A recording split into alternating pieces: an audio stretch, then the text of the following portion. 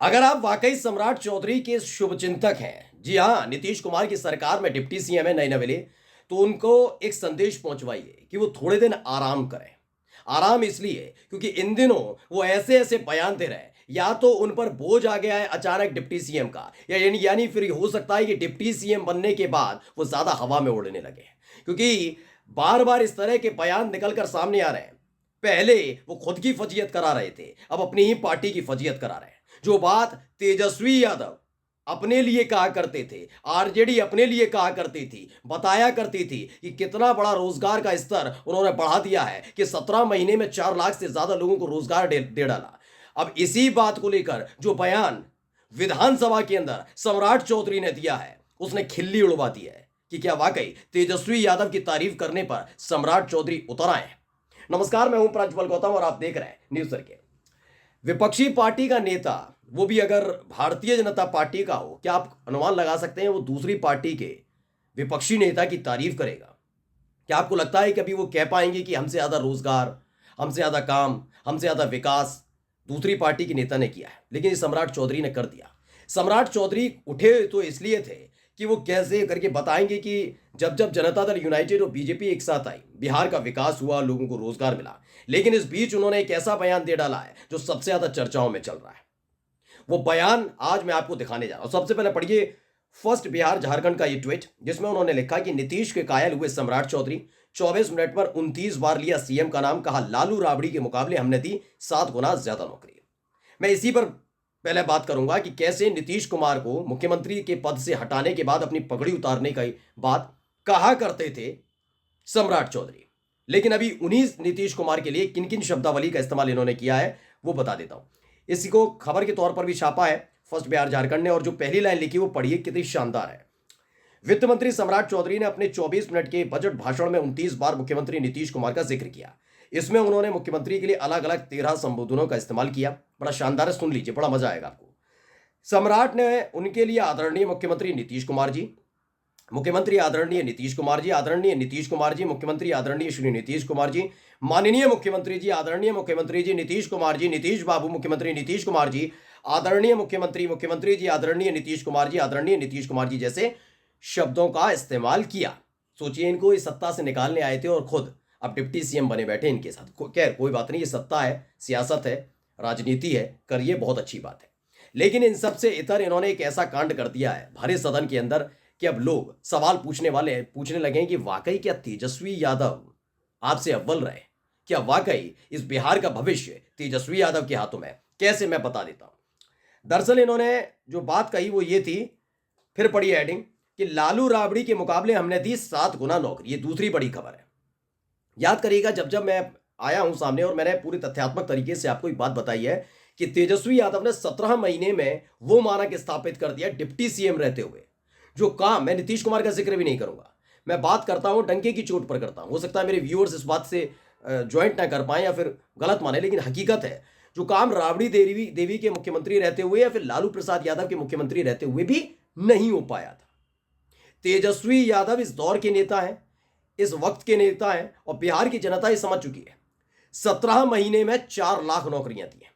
अब भाई साहब क्या कह रहे हैं सम्राट चौधरी, वो तेजस्वी यादव का जिक्र नहीं कर पाए, लेकिन लालू प्रसाद यादव और राबड़ी देवी के मुख्यमंत्री रहते हुए कितनी नौकरी दी और नीतीश कुमार के वक्त में कितनी नौकरी दी, उसका जिक्र किया और फजीयत यहीं से शुरू हुई। क्या कहा सम्राट चौधरी ने? आरजेडी को कटघरे में खड़ा करते हुए कहा कि बिहार में नौकरी देने का श्रेय कोई दूसरा नहीं ले सकता।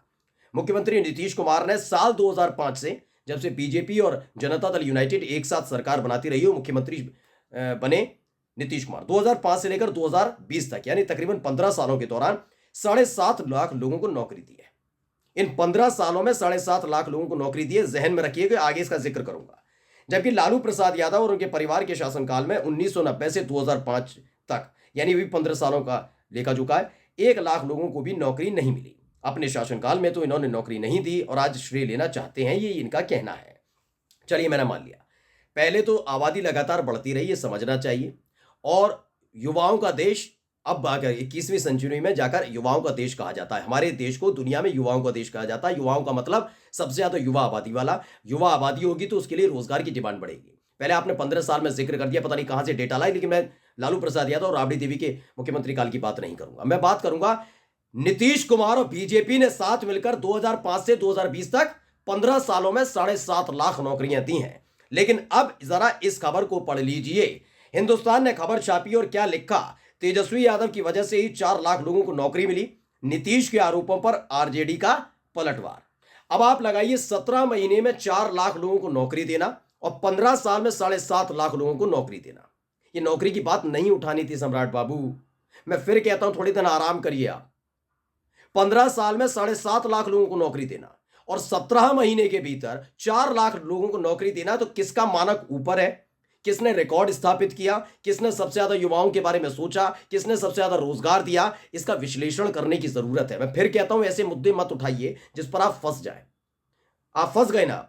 आपने ना चाहते हुए भी तेजस्वी यादव की पढ़ाई कर दी, बता दिया कि आपसे और आपकी पार्टी से और नीतीश कुमार से बिहार नहीं चल पा रहा है, नहीं चल पा रहा है बिहार। आप बेड़ागर करने बैठे हुए, खुद कह दिया ना कि हम 15 साल तक हाथ पैर मारते रहे, केवल 7.5 लाख लोगों को नौकरी दे पाए। और तेजस्वी यादव ने 4 लाख, तस्वीरें भी हैं, लिखित तौर पर भी है, तमाम चीजें हैं। बताया गया कि 4 लाख लोगों को तेजस्वी यादव ने नौकरी दी, वो भी कब? डिप्टी सीएम रहते हुए। यानी आपके रिकॉर्ड को बहुत पहले ही तोड़ दिया था तेजस्वी यादव ने। मैं ये बार बार क्यों कह रहा हूं कि सम्राट चौधरी को, या तो ये है कि वो जैसे ही डिप्टी सीएम बने तो उनको लगने लगा कि बहुत बड़का नेता हो गए, या फिर इस वक्त वो ज्यादा थके हुए हैं इसलिए उन्हें आराम की जरूरत है। क्योंकि याद करिएगा, सदन में पहले ही दिन जब फ्लोर टेस्ट हो रहा था, उसी वक्त एक तरफ तेजस्वी यादव थे जो अपने बागी विधायकों से बड़ी शालीनता से बात कर रहे थे कि अगर आपका मन करे, मजबूरी है मैं समझ सकता हूं, कोई डील है मैं समझ सकता हूं, कोई दबाव है मैं समझ सकता हूं, लेकिन जब मन करे आ जाइएगा, तेजस्वी यादव के दरवाजे आपके लिए खुले।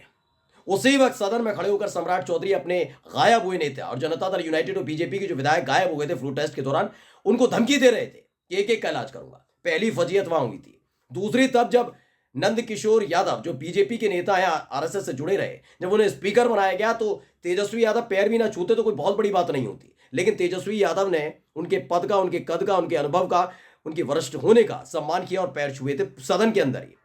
लेकिन अपने राजनीतिक गुरु से जब, यानी लालू प्रसाद यादव से जब मिले थे सम्राट चौधरी, तो बड़े अहंकार के साथ मिले थे, सीना चौड़ा करके मिले थे।